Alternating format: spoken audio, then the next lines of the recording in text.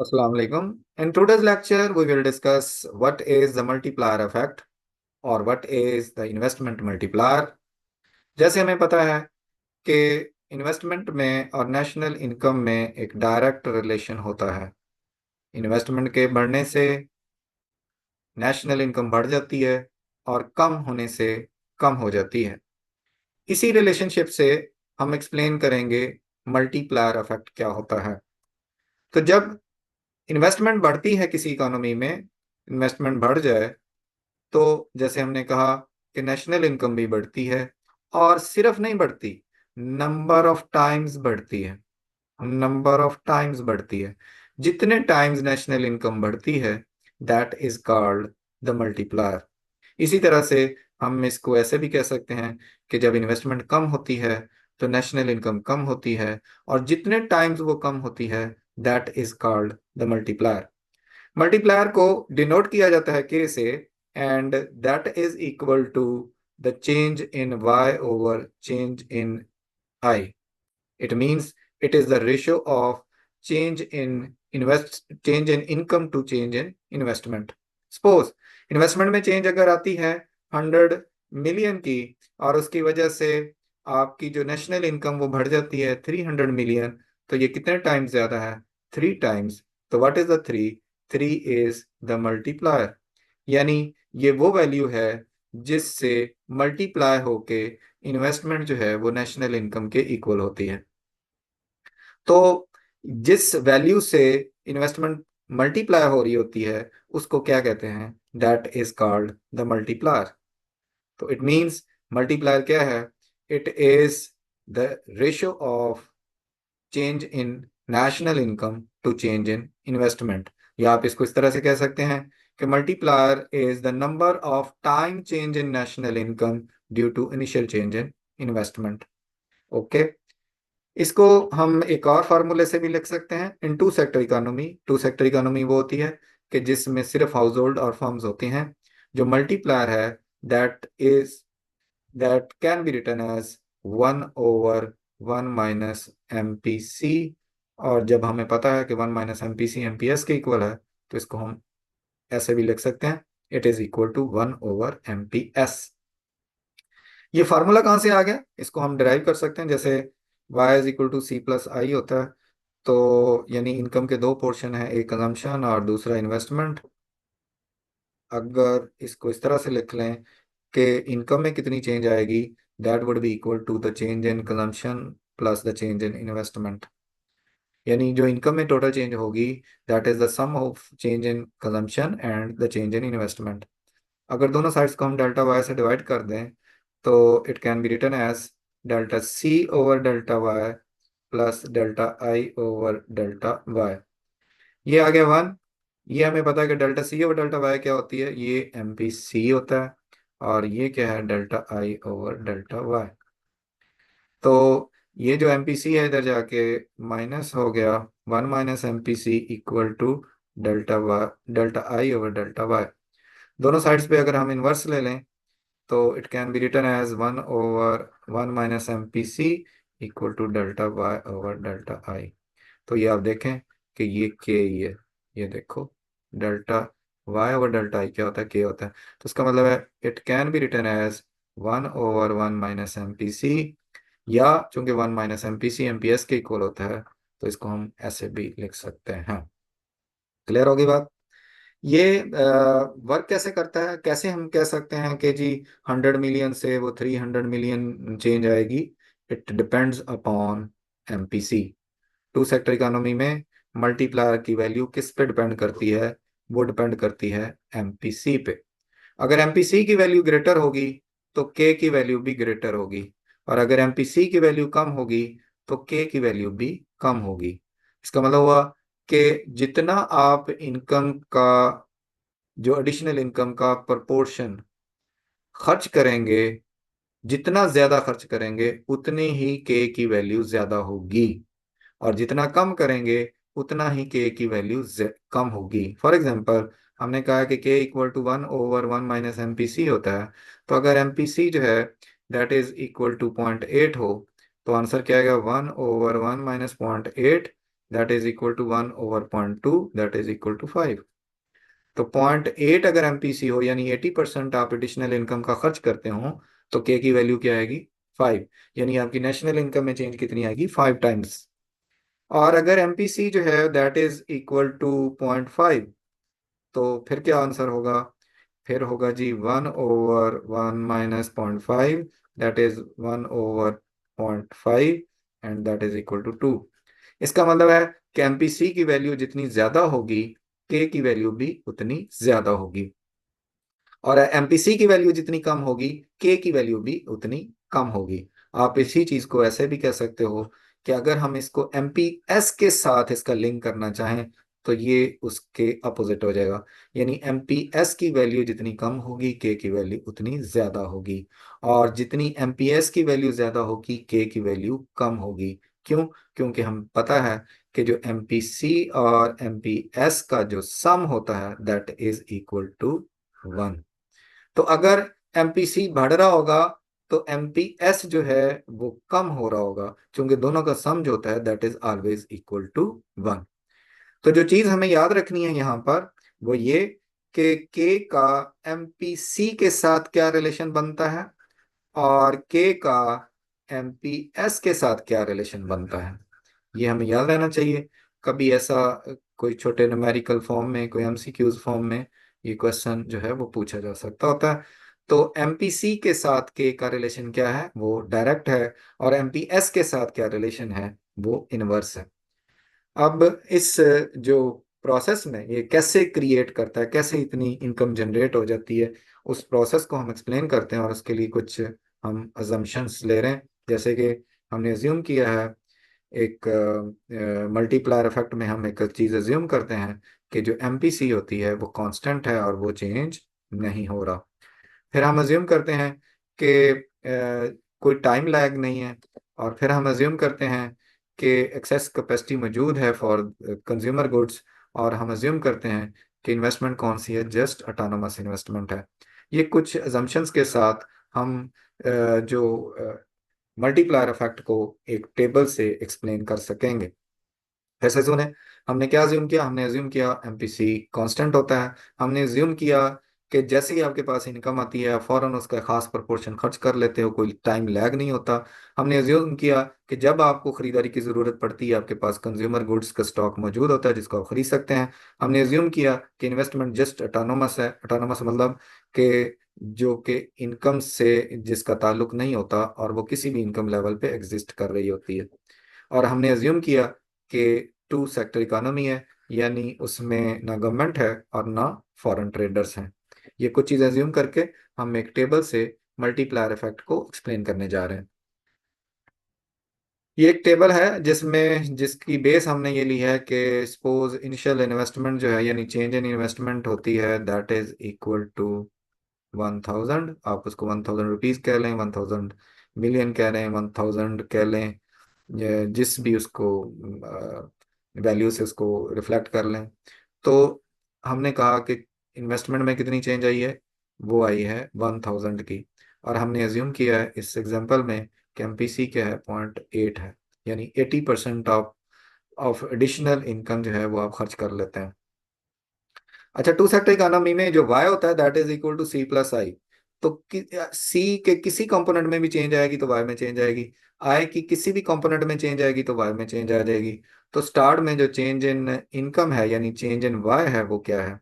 इसको मैं colour change कर लूँ, ये डेल्टा y आ गया, डेल्टा y ये आ गया। तो स्टार्ट में जो आपने 1000 इन्वेस्टमेंट आई इकोनॉमी में तो वो total change in national income कितनी थी? 1000। अब 1000 का कितना हिस्सा, अब ये चेंज इन इनकम हो गया, तो इसका आप कितना हिस्सा खर्च करेंगे? अगर एमपीसी जो है वो 0.8 हो तो आंसर इज 80%। तो 80% ऑफ 1000 कितना हो गया? 800। बाकी हिस्सा आपने क्या कर लिया? सेव कर लिया। जो आपने कंज्यूम किया यानी सी में चेंज आ गई, वो किसी और की इनकम बन गई, तो ये इनकम में आ गया। जो दूसरा बंदा है उसने उसका कितना हिस्सा कंज्यूम किया? उसने भी उसका 80%। 80% ऑफ जो 800 है वो बन गया 640। और बाकी जो 20% है वो आपने सेव कर लिया। 640 जो है वो आपका फिर इनकम में चेंज आ गई।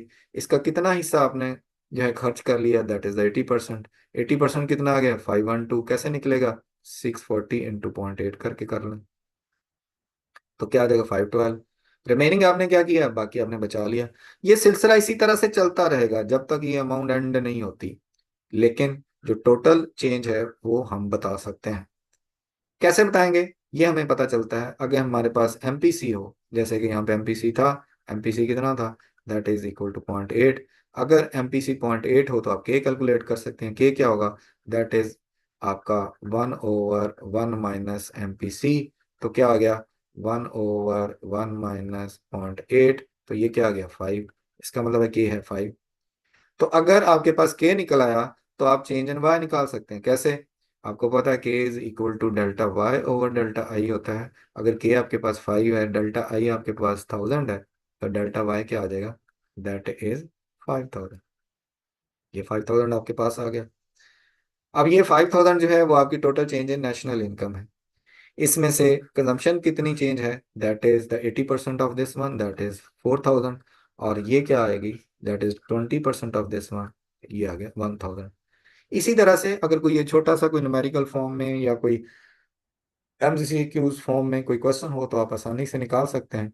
कैसे कर सकते हैं, जैसे मैंने कहा कि अगर सपोज आपके पास गिवन है कि डेल्टा आई है, दैट इज सपोज 5000, और आपसे ये कहा गया है कि एमपीसी जो है वो है 0.5, और आप ये बताओ कि इससे चेंज इन वाई क्या होगा। तो सबसे पहले आप इसमें क्या कैलकुलेट करेंगे, के करेंगे। के क्या आ जाएगा, 1/1 minus 0.5, that is equal to 2 आ गया। तो डेल्टा वाई क्या है, delta Y is K into delta I हो जाएगा। तो कितना है ये, 5 इंटू जो भी आपका, 5 नहीं सॉरी, के की वैल्यू क्या है, 2। 2 इंटू आपने कहा 5000, तो ये 5000, तो ये क्या आ गया, 10,000। इस तरह से ये कैलकुलेशन हो जाती है। तो किसी भी क्वेश्चन में अगर इन तीन चीज़ों में से कोई दो गिवन है, या इनमें से कोई दो कैलकुलेट की जा सकती हैं, तो आप इसकी कैलकुलेशन करके आंसर निकाल सकते हैं। इसी तरह से अगर एमपीसी गिवन है या एमपीएस गिवन है तो आप के की वैल्यू जो है वो कैलकुलेट कर सकते हैं। ये पूरा जो जिस तरह से था कि ये कैसे है कि पहले हमने फर्स्ट राउंड में क्या हुआ कि 10,000 आया था, उसका आपने 80% खर्च किया, 200 सेव किया, फिर अगले में 800 आ गया, 640, 160 आपने सेव कर लिया, फिर 640 आ गया। तो ये चलता रहेगा जब तक अमाउंट जो है वो एंड नहीं होगी। तो जैसे हमने कहा कि इस कैलकुलेशन से हम इस आंसर पे पहुंच गए कि टोटल चेंज कितनी होगी, वो 5000 है। चेंज इन इनकम और चेंज इन कंजम्पशन कितनी है, 4000 है। चेंज इन सेविंग कितनी है, वो 1000 है। पॉजिटिव एंड नेगेटिव मल्टीप्लाई, अच्छा अगर आपकी इन्वेस्टमेंट बढ़ रही हो तो उसकी वजह से national income number of times बढ़ जाएगी, इसको पॉजिटिव मल्टीप्लाई कहते हैं। और अगर आपकी इन्वेस्टमेंट कम हो रही हो तो इससे आउटपुट जो है वो नंबर ऑफ टाइम्स डिक्लाइन कर जाएगी, इसको क्या कहते हैं, नेगेटिव मल्टीप्लायर कहते हैं। ग्राफिकल एक्सप्लेनेशन, इसको हम ग्राफ से ही बता सकते हैं। एक्चुअली कौन सा ग्राफ यूज होगा, कोई भी ग्राफ के जिसमें हमने नेशनल इनकम इक्विलिब्रियम बताया हो। सपोज ये एक ग्राफ है, इसमें मैं कौन सा ग्राफ ले रहा हूँ, मैं इन्वेस्टमेंट और सेविंग कर्व से नेशनल इनकम दिखा रहा हूँ। ये सेविंग और इन्वेस्टमेंट है इधर, ये आपका सेविंग का ग्राफ है। ठीक है, सपोज आपका इक्विलिब्रियम ये पॉइंट है, इक्विलिब्रियम पर ये सपोज आपका 500 सपोज बिलियन है आपकी नेशनल इनकम, और यहाँ पर जो इन्वेस्टमेंट थी वो 10 बिलियन थी। अब हम कह रहे हैं कि अगर आपकी इन्वेस्टमेंट जो है वो इंक्रीज कर जाए तो नेशनल इनकम में क्या चेंज आएगी, तो ये आपकी इन्वेस्टमेंट सपोज इंक्रीज कर जाती है, I2 पे चली जाती है। सपोज ये 10 से 20 हुआ था, तो टोटल चेंज इन इन्वेस्टमेंट कितनी आई, दैट इज 10 बिलियन। और उसकी वजह से सपोज आप इक्विलिब्रियम के नए लेवल पे चले जाते हैं जहाँ पे है 550, तो इसमें चेंज कितनी आई है, that is the change in Y is equal to 50। तो what would be the multiplier, we know कि मल्टीप्लायर क्या होता है, that is delta Y over delta I. तो यहाँ पे डेल्टा आई थी 10, और इसकी वजह से ये कितना आया 50, तो मल्टीप्लायर की वैल्यू क्या आ गई 5। तो ये इसकी ग्राफिकल एक्सप्लेनेशन। इसको अगर हम जो केन्जियन क्रॉस या एक्सपेंडिचर कर्व से दिखाना चाहें तो ये भी दिखाया जा सकता है। ये एग्रीगेट सप्लाई है, ये एग्रीगेट डिमांड है। यहाँ पे हमने वाई लिया था इस ग्राफ में, इधर CI और इसके कंपोनेंट लेते हैं एग्रीगेट डिमांड और सप्लाई के। सपोज आपका ये आपका इक्विलिब्रियम लेवल था सपोज 500 पे। अब आपका जो है वो चेंज आ गई है एग्रीगेट डिमांड में। किस वजह से आई है, किस इन्वेस्टमेंट पहले से चेंज हो गई है। तो जो एग्रीगेट डिमांड टू आया इन्वेस्टमेंट के चेंज होने से, सपोज इन्वेस्टमेंट में चेंज थी 10 बिलियन की, और उसकी वजह से जो आपकी इनकम में चेंज आई है वो आ गई है 50 बिलियन की। तो कितने टाइम ज़्यादा है, दैट इज़ द 5 टाइम ज़्यादा है। तो 5 क्या है, दैट इज़ द मल्टीप्लाई। तो आप इस तरह से दिखा लो या इस तरह से दिखा लो, या आप जो न्यू क्लासिकल अप्रोच में एग्रीगेट डिमांड सप्लाई से दिखा लें, एक ही बात है। तो ये क्या था, मल्टीप्लायर इफेक्ट को हमने एक्सप्लेन किया ग्राफ के थ्रू। ये इसी तरह से हमने ग्राफ बनाया हुआ था इन स्लाइड्स में, कि ये आपका 5,000 से 10,000 हुआ, ये आपका 1,000 से 2,000 हुआ, इसमें चेंज आई 1,000 की, इसमें चेंज आई 5,000 की। तो मल्टीप्लायर क्या हुआ, that is the 5। Multiplier effect in 3 and 4 sector economy. अच्छा, इन 2 सेक्टर इकोनॉमी में एक्चुअली मल्टीप्लायर क्या था, हमने कहा कि multiplier is equal to, let me take the colour, that is equal to 1/1 - MPC, या हमने कहा कि वो होता है 1/MPS। एक्चुअली 2 सेक्टर इकोनॉमी में आपका जो विड्रॉल क्या थे, विड्रॉल या लीकेज, जिससे आपकी फंड जो है वो सर्कल से बाहर हो गए, तो वो जस्ट एक थी सेविंग। और ये जो एमपीएस है ये क्या है, ये मार्जिनल प्रोपेंसिटी ऑफ विड्रॉल है। ठीक है, यानी जो आपकी चेंज इन विड्रॉल है ओवर चेंज इन इनकम की रेशियो है, उसको कहते हैं मार्जिनल प्रोपेंसिटी टू विड्रॉल। अब चूंकि यहाँ पर सिर्फ सेविंग थी, तो हमने कहा कि मार्जिनल प्रोपेंसिटी ऑफ विड्रॉल था MPS, that is the change in S over change in Y. तो उससे क्या हुआ कि मल्टीप्लायर क्या है, multiplier is the reciprocal over 1/MPS। लेकिन जब 3 सेक्टर इकोनॉमी होगी, तो आपके जो सेक्टर है वो कौन कौन से हो जाएंगे, एक हो जाएगा हाउस होल्ड, दूसरा हो जाएगा फर्म्स, ये 2 सेक्टर हो गया, तीसरा आ जाएगा गवर्नमेंट। गवर्नमेंट के आने से जो विड्रॉल है वो सिर्फ सेविंग नहीं रहेगा। 3 सेक्टर इकोनॉमी में एज वी नो कि विड्रॉल कौन कौन से हैं, एक सेविंग है और दूसरा क्या, टैक्स। टैक्स, टैक्स से भी अमाउंट आपकी सर्कल से बाहर हो जाती है। तो जो मार्जिनल प्रोपेंसिटी ऑफ विड्रॉल है वो क्या हुआ, दैट इज एमपीएस, एक तो सेविंग हो गया, प्लस एमपीटी यानी मार्जिनल प्रोपेंसिटी टू टैक्स है। एमपीटी क्या होगा, that is the change in T over change in income या टैक्सेबल इनकम। तो ये क्या होता है, एमपीटी है। अब 3 सेक्टर इकोनॉमी में फिर मल्टीप्लायर क्या होगा, अब देखें 2 सेक्टर में था 1/MPS, 3 सेक्टर में आपकी लीकेजेस चूंकि इंक्रीज कर गई, एक सिर्फ सेविंग नहीं रही बल्कि उसके साथ क्या आ गया, टैक्स आ गया।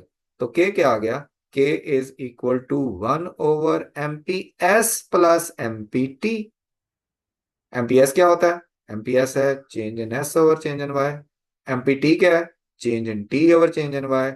और इसका हम रेसिप्रोकल लेके, इसके सम का रेसिप्रोकल लेके क्या निकाल सकते हैं, के निकाल सकते हैं।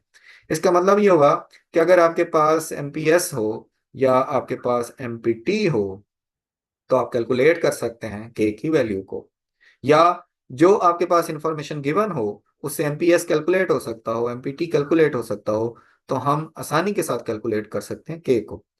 इसके बाद आ गया जी 4 सेक्टर इकोनॉमी।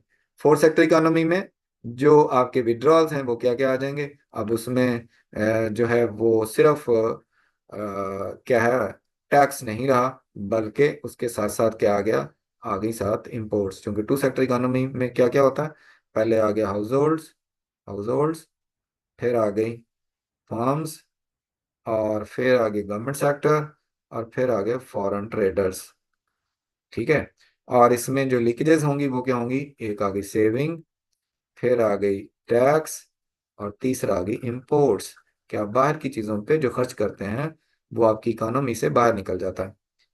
तो इसका मतलब ये हुआ कि जो 4 सेक्टर इकोनॉमी है उसमें मार्जिनल प्रोपेंसिटी टू विड्रॉल क्या क्या होगा, उसमें एक होगा जी आपका सेविंग, दूसरा टैक्स, तीसरा इंपोर्ट्स। और मल्टीप्लायर क्या होगा, that is, multiplier is K equal to 1/MPS plus MPT plus MPM.